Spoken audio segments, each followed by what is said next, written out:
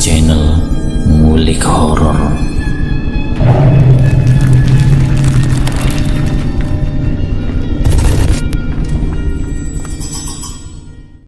Assalamualaikum warahmatullahi wabarakatuh.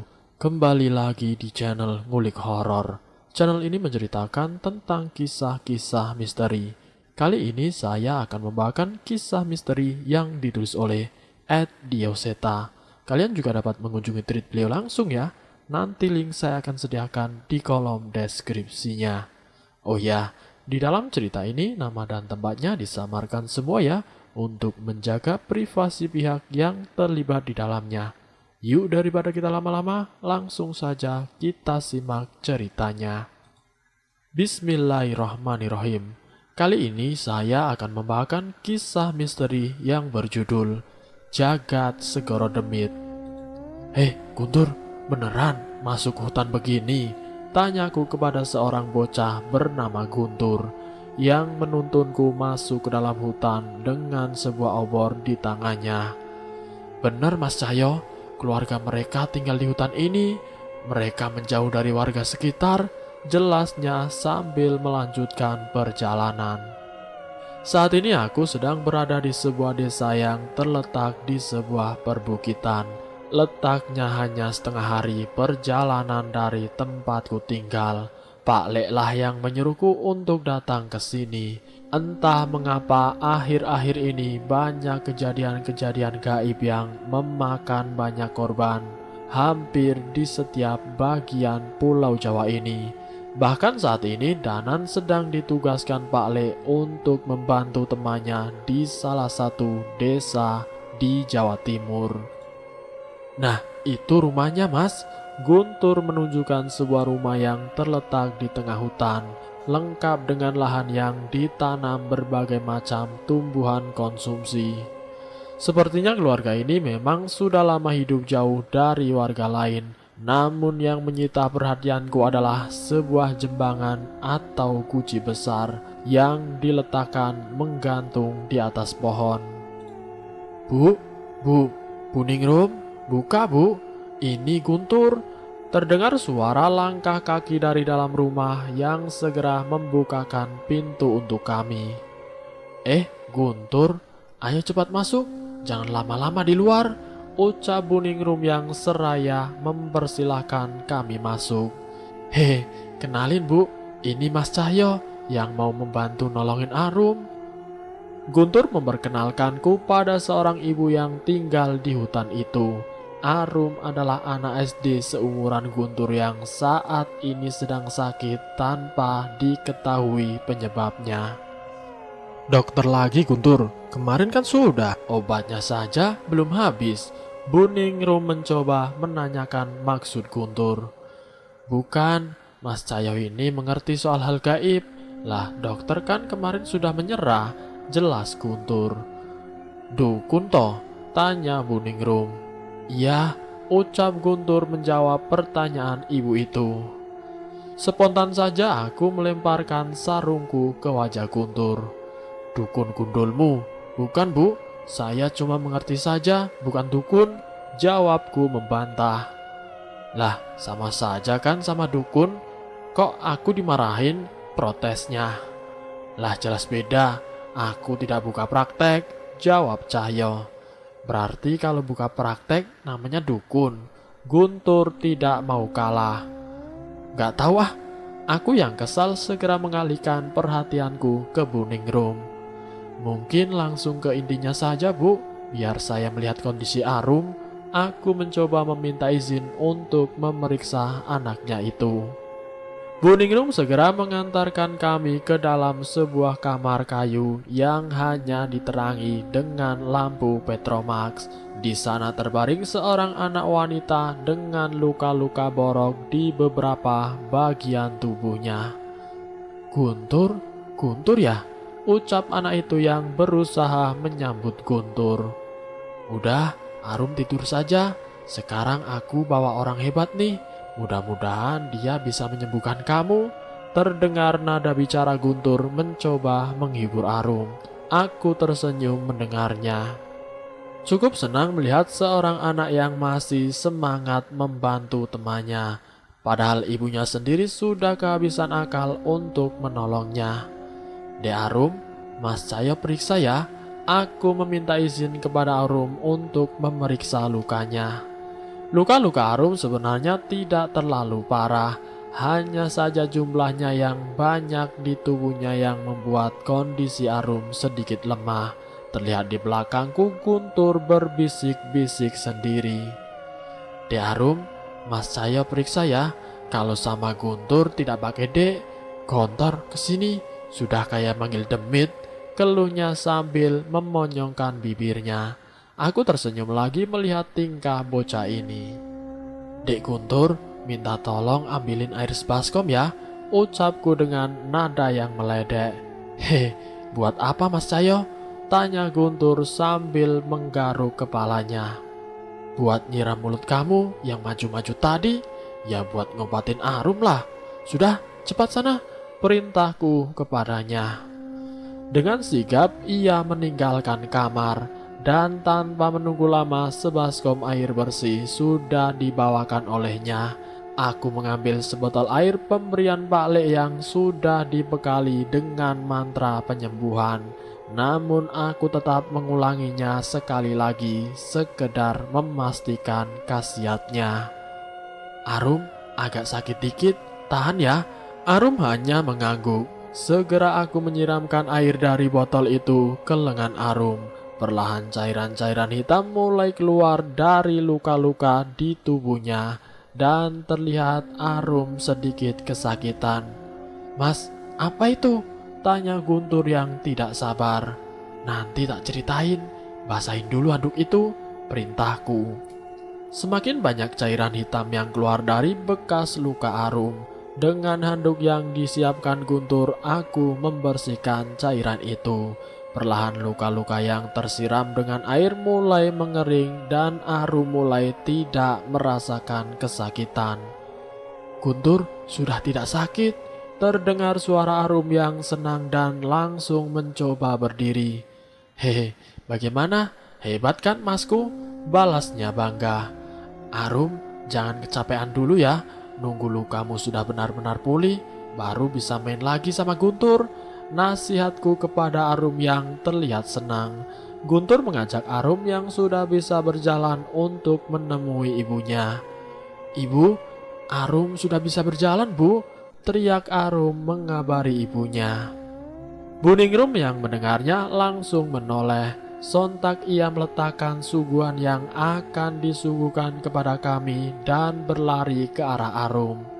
Ya Tuhan, Arum, kamu beneran sudah sembuh. Bu Ningrum mencoba mengecek tubuh Arum dan melihat luka-lukanya sudah mengering. Sudah Bu, kita duduk dulu aja. Masih ada yang harus saya ceritakan. Aku mengajak mereka untuk mendengarkan penjelasanku. Suguhan sederhana dihidangkan kepada kami, singkong goreng dan teh hangat. Walaupun sederhana, suguhan itu mampu menghangatkan tubuh kami dari dinginnya udara di tengah hutan ini. Luka Arum itu ada hubungannya sama makhluk halus, jadi wajar saja dokter tidak bisa menyembuhkan. Ucapku memulai pembicaraan sambil mengambil singkong goreng hangat yang baru saja matang. Wajah Bu Ningrum terlihat sudah menduga akan hal itu. Demit apa yang sudah mencelakai Arum Mas Cahyo? Tanya Bu Ningrum kepadaku. Aku mencoba berpikir kira-kira demit apa yang melukai Ningrum. Namun tidak bisa kuputuskan karena banyak demit yang bisa menyebabkan luka seperti tadi. Itu loh, ditanya ibu. Makan terus, ucap Guntur yang merebut singkong dari tanganku. Sabar, ini ya lagi mikir. Saya belum bisa memastikan luka seperti itu bisa disebabkan air liur pocong, ilmu kiriman, sampai sentuhan demit alas juga bisa. Jelasku kepada mereka. Arum dan ibunya saling berpandangan seolah mereka mengetahui sesuatu. Mas, kalau Mas Cahyo berkenan minta tolong untuk menginap semalam saja di sini, mungkin Mas Cahyo bisa mengecek penyebabnya. pinta Buningrum. Aku tersenyum dan menyetujui permintaan Buningrum. Tenang saja, aku sama Mas Cahyo memang sudah niat untuk bermalaman di sini, jelas Guntur. Mendengar jawaban Guntur, Buningrum merasa lega dan segera menyiapkan perlengkapan kami untuk tidur. Malam berlanjut semakin larut, aku memastikan Arum dan Guntur sudah tertidur di tempat tidurnya masing-masing dan berusaha tetap terjaga. Semoga saja ada petunjuk mengenai penyebab penyakit Arum. Tepat saat melewati tengah malam, angin berembus membunyikan atap rumah. Sayup-sayup terdengar suara wanita menyanyikan tembang Jawa dari sumber suara yang berpindah-pindah. Hihihihi, tidak boleh nakal. Aku berlari ke arah jendela memastikan siapa yang bernyanyi di luar. Hihihihi. Namun suara itu berpindah ke belakang rumah dan menyisakan suara tertawa misterius. Jangan rewel, jangan nangis, tidur bocah ayu. Sudah, tidurlah. Lagi dan lagi. Kali ini suara itu terdengar dari arah luar kamar Arum. Aku berlari mengecek ke sana dan dari jendela kamar Arum terlihat sosok nenek-nenek lusuh dengan rambut putihnya yang tergerai. Giginya terlihat menghitam dengan sesuatu yang terus dikunyahnya. Hei, siapa kamu? Ucapku menantang makhluk itu. Bukannya menjawab, makhluk itu hanya tertawa dan berbalik berjalan menjauh. Tidak mau ketinggalan jejaknya, segera aku melompat keluar melalui jendela mengejar makhluk itu. Guntur, Arum, dan Buningrum yang mendengar keributanku segera menyusul keluar. Di bawah hembusan angin malam, seorang nenek tua berdiri di tengah-tengah tanah kosong di perbatasan hutan. Hihihihi. Hei bocah, apa kamu sanggup menghadapi mereka? Nenek itu tertawa dengan menyeramkan. Bersamaan dengan itu, dari dalam tanah terlihat sesuatu yang berusaha untuk keluar. Kain kafan lusuh penuh noda dengan ikatan yang belum dibuka, berusaha bangkit mengarah kepada kami. Mas Cahyo, itu pocong mas. Terlihat kali ini Guntur merasa ketakutan. Sudah, tenang saja. Kalian jangan jauh-jauh dari saya, jawabku. Tidak lama menunggu, sekumpulan pocong sudah berdiri di sekitar rumah Buningrum. Hampir semua wajah pocong tersebut sudah membusuk. Beberapa sudah hampir berwujud tengkorak. Lihat Buningrum, selama ini kalian tinggal di atas kuburan zaman dulu. Aku mencoba menjelaskan mengenai apa yang terjadi. Setelah begini, apa Buningrum masih tidak mau pindah ke perkampungan warga? Tanyaku. Buningrum hanya menunduk. Ia tahu sangat berbahaya untuk tetap tinggal di sana. Namun sesuatu yang besar seperti menahannya untuk berpindah. Mas Cahyo, mereka kesini mas. Guntur yang ketakutan mencoba memperingatkanku. Sudah, tenang. Gusti yang Maha Kuasa menitipkan kekuatan padaku untuk menolong kalian, ucapku sambil membacakan sebuah yang diajarkan Pak Le kepadaku. Suara rintihan dari puluhan pocong yang mengelilingi rumah terdengar sangat pilu hingga menyiksa telinga kami. Sepertinya jasad yang terkubur di bawah tanah rumah ini mati dengan cara tidak wajar. Doa penenang yang diajarkan Pak Lek ternyata cukup berhasil. Satu persatu pocong yang mulai tenang mulai menghilang dari hadapan kami. Bagus bocah, tapi ada lagi yang harus kamu hadapi. Tiba-tiba nenek tua itu muncul di sampingku dan kembali menghilang.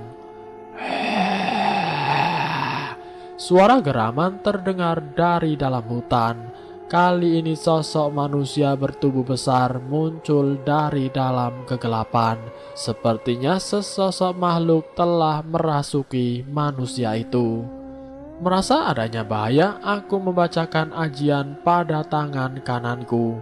Hingga kemudian kekuatan roh Wanaswara merasuk di kedua tanganku. Ketika manusia yang kerasukan itu menyerang, aku mencoba menahan serangannya tanpa membalas. Setidaknya aku mencari tahu makhluk apa yang merasuki orang itu. Itu hanya jasad kosong yang dirasuki siluman. Tidak usah takut, bisikan nenek itu terdengar di telingaku. Benar, aku tidak merasakan roh lain di tubuh orang itu. Hanya sosok siluman berwujud macan hitam yang berada di tubuhnya.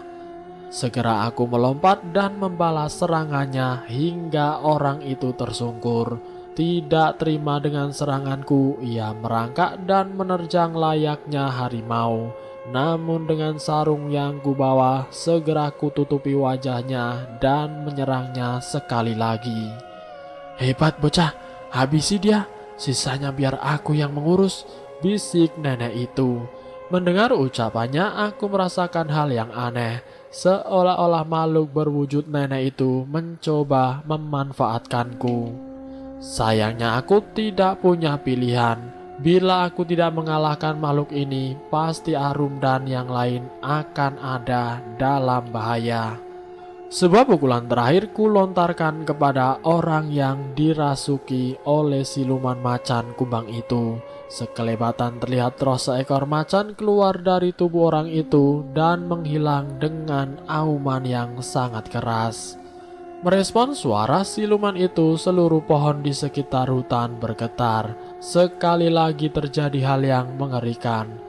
Setan-setan berwujud prajurit zaman dulu muncul dari kegelapan seolah menerima perintah. Aku pun cukup panik. Walaupun mungkin aku bisa melawan mereka, bisa saja Guntur dan Arum menjadi korban. Kali ini nenek itu tidak berbicara apa-apa. Ia hanya mengambil sebuah kalung berbentuk taring dari tubuh pria yang kerasukan tadi dan melemparkannya ke sebuah jambangan besar di atas pohon. Suara retakan terdengar dari sana hingga benda itu pecah seutuhnya. Satu persatu bagian tubuh berjatuhan dari atas pohon ke tanah, mulai dari tangan, kaki, tubuh, dan juga kepala.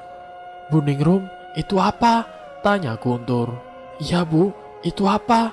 Arum juga ikut penasaran. Buningrum masih belum mau menjawab. Sosok nenek tadi berubah menjadi kabut berwarna hitam dan mengelilingi potongan tubuh itu. Perlahan bagian tubuh itu mulai menyambung satu persatu dan membentuk seorang manusia. Itu nenek tadi. Aku mulai bingung mencoba mencari tahu apa yang terjadi. "Sudah, kamu diam saja di sana."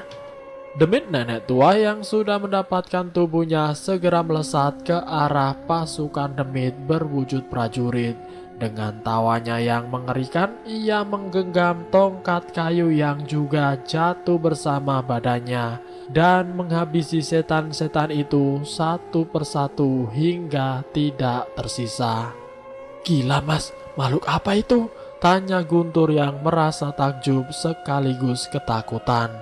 "Tidak tahu, kalian jangan jauh-jauh dari saya.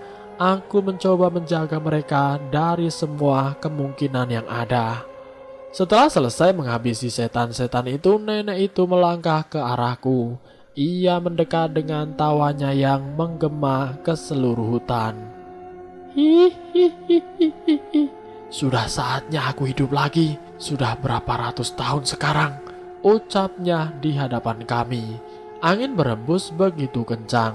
Suara daun yang saling bergesekan seolah menunjukkan bahaya yang besar.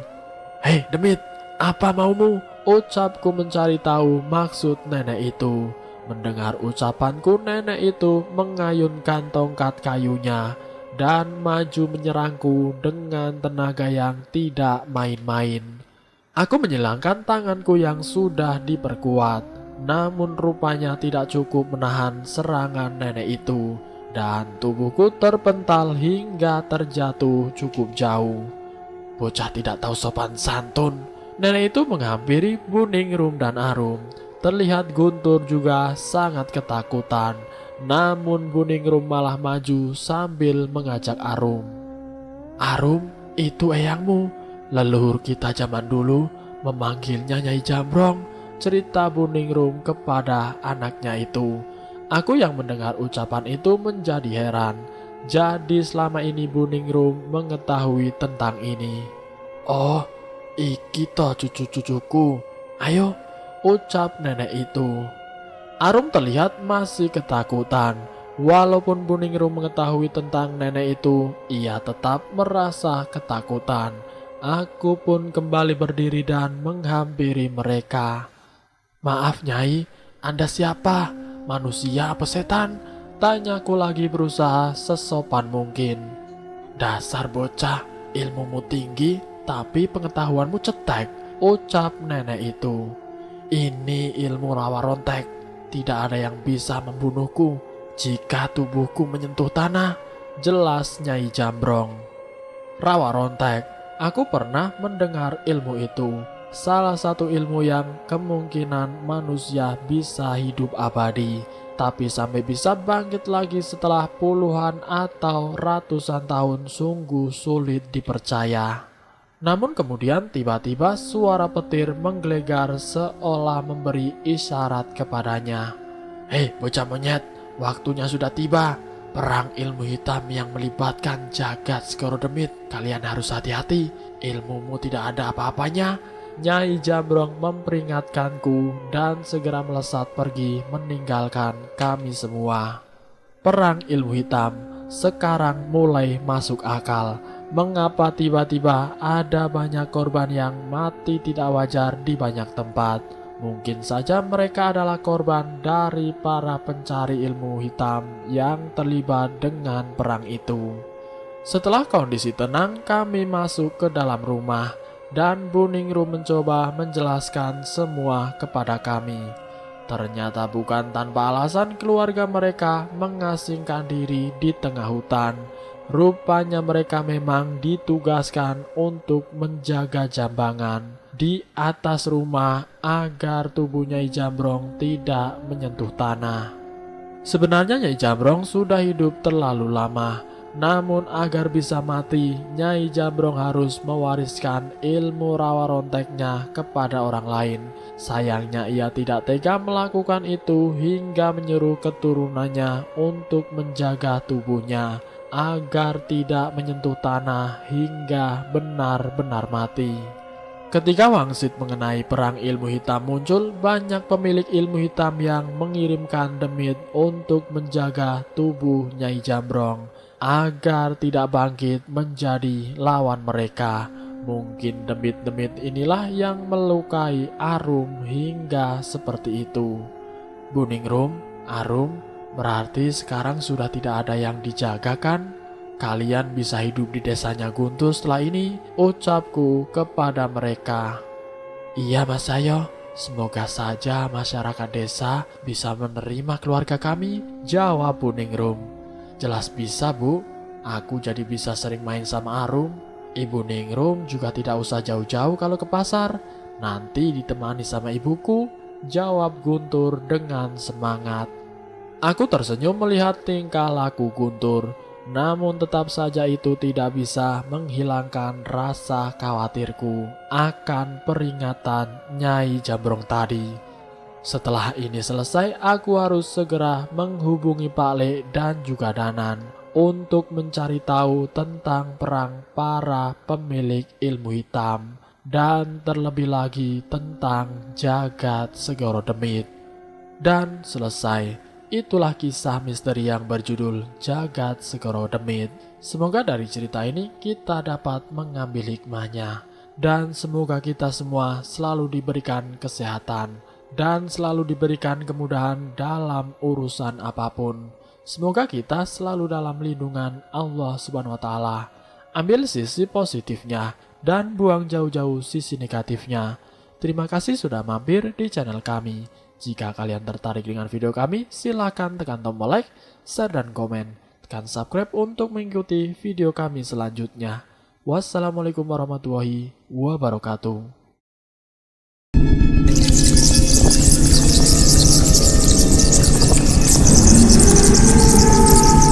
Selamat datang di channel Ngulik Horor.